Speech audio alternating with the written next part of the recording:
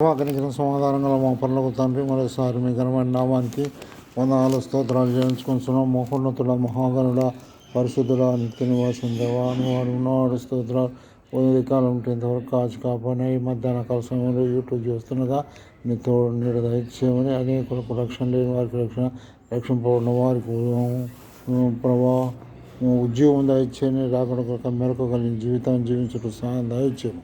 యేసుక్రీస్తు పరిశుద్ధ నామమున స్తుతించి ప్రార్థించి వేడుకొనుచున్నాను తండ్రి. ఆమేన్. పరిశుద్ధ గ్రంథంలో నుండి దేవుని వాక్యంలో ఆరాధన కొరకాయ మనం దేవుని వాక్యం చదువుతున్నాం. దేవుని వాక్యంలో మరి జకర్యా గ్రంథం 10వ అధ్యాయం 8వ వచనంలో ఈ విధంగా దేవుని వాక్యము రాయబడి ఉంటుంది. ఏమని రాయబడిందంటే, నేను వారిని విమోచించి ఉన్నాను గనుక వారిని ఈల వేసి పిలిచి సమకూర్చెదను, మునుపు విస్తరించినట్లు వాళ్ళు విస్తరించెదరు. కాబట్టి సహోదర నేను వారిని విమోచించున్నాను గనుక వారు వారిని వీలవేసి సమకూర్చెదరు. వీలవేసి అనగా వీలవేసి అంటే కేక వేసి సమకూర్చెదరు అని సెలవిచ్చినాడు. కాబట్టి సహోదర ఈ యొక్క మధ్యాహ్న కాల సమయంలో దేవుని వాక్యంలో ఉండి చూసినట్లయితే యెషయా గ్రంథం 51:3 వచనంలో కూడా దేవుని వాక్యం ఈ విధంగా రాయబడి ఉన్నది. యెషయా గ్రంథం 51వ అధ్యాయం 3వ వచనంలో దేవుని వాక్యము ఈ విధంగా రాయబడినట్టుగా మనం చూడగలుగుతున్నాం. కాబట్టి సహోదర మరి యెషయా గ్రంథం 51:3లో ఏమని రాయబడిందంటే దేవుని వాక్యంలో యెహోవా సీయోనును ఆదరించుతున్నాడు, దాని పాడైన స్థలములన్నిటినీ ఆదరించి దాని అరణ్య స్థలముందు ఏదోను వలె చేయుచున్నాడు. దానిని ఎడారి భూములను యెహోవా తోట వలె నగునట్లు చేయుచున్నాడు. ఆనంద సంతోషములను కృతజ్ఞతాస్తుతియు సంగీత గానములు దానిలో వినబడును. కాబట్టి సహోదర మరి సంతోషములు తర్వాత ఆనంద సంతోషములు కృతజ్ఞతాస్తుతియు స్తుతిగానములు కలుగును అని దేవుని వాక్యం రాయబడి. ఇంకా దేవుని వాక్యంలో మనం చూసినట్లయితే యోబు గ్రంథం 3వ అధ్యాయం 26వ వచనంలో దేవుని వాక్యం ఈ విధంగా రాయబడింది. నాకు నెమ్మది లేదు, సుఖము లేదు, విశ్రాంతి లేదు, శ్రమయే సంభవించుతున్నది. కాబట్టి సహోదర విమోచించిన వారికి ఏం కలుగుతుంది? మరి సమకూర్చదని సెలవిచ్చినారు, ఆనంద సంతోషములు కలుగుతాదని సెలవిచ్చినారు. అంత మాత్రమే కాక మరి శ్రమ, దుఃఖము, బాధ, నెమ్మది లేదు అని అంటున్నాడు, విశ్రాంతి లేదు అంటున్నాడు యోబు.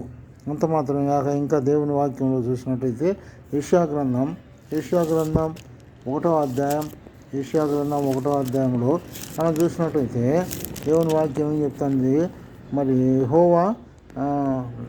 యెహోవా మాట్లాడుతున్నాడు, ఆకాశమా ఆలకించము, భూమి చెవియొగ్గుము, నేను పిల్లలను పెంచి గొప్పవారిగా చేసిన వారు నా మీద తిరుగుబడి ఉన్నాడు.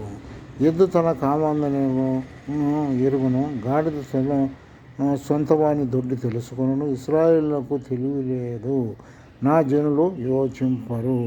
తర్వాత 6వ వచనంలో మనం గమనించినట్టయితే ఏమైందంటే, అరికాలము కొన్ని తల వరకు స్వస్థత లేదు, కొంచెమైన లేదు, ఎక్కడ చూసినాను గాయములు, దెబ్బలు, పచ్చిపుండ్లు, అవి పిండబడలేదు, కట్టబడలేదు, తైలంతో మెత్తన చేయబడలేదు అని దేవుని వాక్యంలో రాయబడింది. ఇంకా దేవుని వాక్యంలో మనం చూసినట్టయితే మరి ఆదికాండము 8:21లో కూడా దేవుని వాక్యములో ఈ విధంగా రాయబడింది.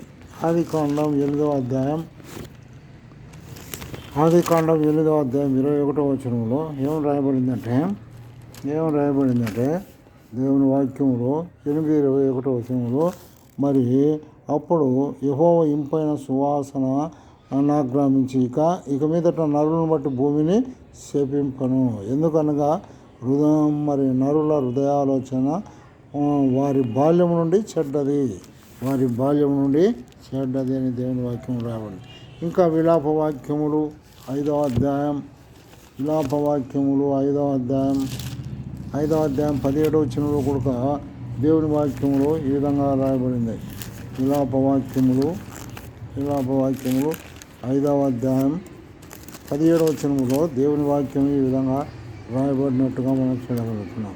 ఇంకా దేవుని వాక్యంలో ఈ విధంగా రాయబడి ఉన్నది ఏమనంటే, మరి దీని వలన మాకు ధైర్యము చెడియున్నది, సియోను పర్వతం పాడైపోయినది. దీని ద్వారా మనకు ధైర్యము సియోను పాడైపోయినది అని దేవుని వాక్యంలో.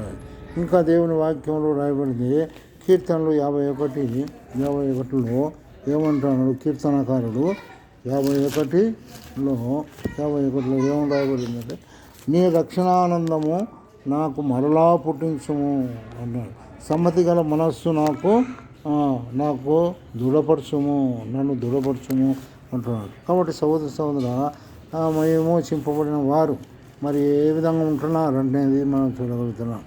ఇంకా దేవుని వాక్యంలో మనం చూసినట్లయితే మరి కీర్తనలు 4:8లో దేవుని వాక్యం ఈ విధంగా రాయబడింది. కీర్తనలు 4:8లో ఏముంది, యెహోవా నెమ్మదితో పండుకొని నన్ను నిద్రపోదును, నేను ఒంటరిగా ఉండినను నీవే నన్ను సురక్షితంగా నివసింపచేయదు అని దేవుని వాక్యంలో రాయబడింది. ఇంకా దేవుని వాక్యంలో మనం చూసినట్లయితే మరి కీర్తనల గ్రంథం 30:12 వచనంలో ఏమని రాయబడిందంటే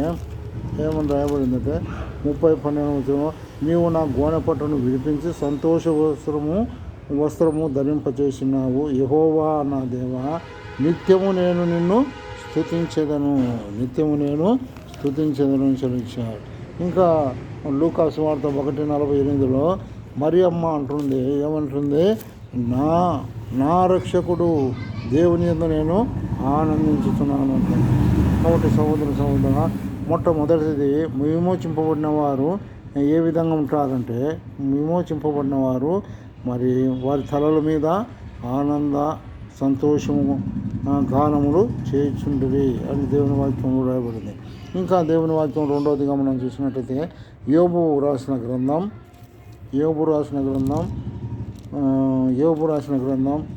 33:28లో దేవుని వాక్యంలో రాయబడింది. 33:28లో దేవుని వాక్యం ఈ విధంగా రాయబడినట్టుగా మనం చూడగలుగుతున్నాం. మరి ఏమని రాయబడిందంటే, కూపంలోనికి దిగిపోకుండా నా ప్రాణమును ఆయనే విమోచించినారు, నాకు జీవము వెలుగును సూచించుచున్నవి. కాబట్టి రెండవదిగా విమోచింపబడిన వారు ఎటుంటారంట, జీవము వెలుగు చూచును అని దేవుని వాక్యం. ఇంకా యోబు గ్రంథం 19:25 వచనంలో నా విమోచకుడు సజీవుడగు దేవుని నేను స్తుతించుచున్నాను అంటాడు. నా విమోచకుడు సజీవుడగు దేవుడు. అయితే నా విమోచకుడు సజీవుడనియు తర్వాత ఆయన భూమి మీద నిలుచునని నేను ఎరుగుదును అని యోబు సెలవిచ్చినట్టుగా మనం చూడాలి. ఇంకా యెషయా యోహాను సువార్త 29:25లో గుడ్డివాడు అంటున్నాడు, నేను మాత్రం ఒక్కటిని గుర్తెరుగుదును, నేను ఒకప్పుడు నేను గుడ్డివాడిగా ఉంటుని ఆయన నాకు చూపు దయచేసినాడు అంటున్నాడు. ఇంకా దేవుని వాక్యంలో చూసినట్టయితే ఎఫెసీయులకు రాసిన పత్రిక 5:8 వచనంలో, పూర్వం మనము చీకటై ఉంటిమి, మనము ఇప్పుడు వెలుగై ఉన్నాము, యేసు ప్రభు వలన నీవు నేను వెలుగై ఉన్నాము. ఇంకా 1 పేతురు 2:9లో రాయబడింది, చీకటిలో నుండి ఆశ్చర్యకరమైన తన వెలుగులోనికి మిమ్మల్ని పిలిచిన వాని గుణాతిశయములను ప్రచురం చేయు నిమిత్తము ఏర్పరచబడిన వంశమును రాజులైన యాజకత్వము దేవుని సొత్తైన పరిశుద్ధ జనమై ఉన్నారు అని దేవుని వాక్యం రాయాలి. మూడవదిగా మనం చూసినట్లయితే రోమాపత్రిక 6వ అధ్యాయంలో దేవుని వాక్యం 22వ వచనంలో దేవుని వాక్యం ఈ విధంగా రాయబడినది. రోమాపత్రిక 6వ అధ్యాయం 22లో దేవుని వాక్యం ఏమైంది, ఒకప్పుడు మనము పాపానికి దాసులమై ఉంటిమి, ఒకప్పుడు మనం అయినను ఇప్పుడు పాపం నుండి విమోచింపబడి దేవునికి దాసులై ఉన్నారని మీరు దాసులైన పరిశుద్ధత కలుగుతాయే మీకు ఫలము. కాబట్టి ఒకప్పుడు మనము పాపానికి దాసులమైనాం. ఇప్పుడైతే మరి యేసుక్రీస్తు ప్రభు వలన మనము నీతికి దాసులమైనట్టుగా మనం చూడగలుగుతున్నాం. కాబట్టి ఇంకా దేవుని వాక్యంలో రాయబడింది ప్రసంగి 7:20 భూమి మీద పాపము చేయని వాడు ఎవడు లేడు అని దేవుని వాక్యం రాయబడింది. ఇంకా రోమాపత్రిక 3:23 ఏ భేదము లేదు, అందరూ పాపం చేసి దేవుడు అనుగ్రహించిన మహిమను పొందలేకపోతున్నారు దేవుని వాక్యం. కాబట్టి యెషయా గ్రంథం 41:9-10 ఆయన తన కుడి చేత పట్టుకొని నీకు నాకు సహాయం చేసేవాడు కనుక. కాబట్టి సోదర ఈ యొక్క మరి మధ్యాహ్న కాల సమయంలో దేవుని ఆరాధించుట జకర్యా గ్రంథం 10:8 మనం చూసినాం విమోచించిన వారు. ఇంకా దేవుని వాక్యంలో రాయబడింది మరి కీర్తన గ్రంథం 107:2 ఏమని రాయబడిందంటే విమోచింపబడిన వారు ఆ మాట పలుకుదురుగాక అని తెలిసారు. మరి విమోచించిన వారు వారికి ఏం కలుగుతుంది? నెమ్మది కలుగుతుంది, సంతోష ఆనంద మరి గీతములు తల కిరీటం మీద ఉంటుందని దేవుని వాక్యంలో మనం చూడగలిగినాం. రెండవదిగా మనం చూసినాము జీవము ద్వారా వెలుగును మనం చూడగలుగుతాం. మూడవదిగా పాపం నుండి విడిపింపబడి మనము నీతికి దాసులు. అందును బట్టి దేవుని ఈ మధ్యాహ్న కాలంలో దేవుని స్తుతించే వారిగా ఉండాలి. దేవుడు వాక్యమును దీవించుగాక. ఆమేన్.